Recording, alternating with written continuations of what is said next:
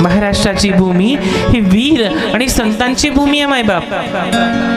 यासह असे अनेक महान मानव देखील आहेत ज्यांनी अनेक अत्याचार सहन करूनही समाज सुधारण्याचा आणि समाजाला शिक्षण देण्याचं कार्य केलं।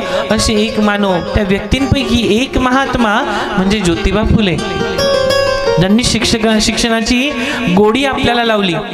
उत्सवाचा क्षण, पुढ्यात पुस्तक, तुझेच मस्तक कामी आले, तुझ्यामुळे आली हातात लेखणी, जीवाने देखणी किती झाली, जिच्यावर होते अविद्येचा लेप, बुद्धीचा ती झेप आता नवी, तुझ्यामुळे झाला समाज विशुद्ध, मने स्नेहबद्ध कोटी कोटी घडणे, हे सारे तुझे दृष्टपण, तुझे समर्पण करणे बा। महात्मा फुले यांचे हे विचार आहेत। महाराज आपल्या आयुष्यात त्यांनी कितीतरी संकटांना तोंड दिलं, पण तरी सुद्धा समाजाला मात्र पुढे शिक्षण द्यावं आणि समाज सुशिक्षित व्हावा याच्यासाठी खस्ता खाल्ल्या।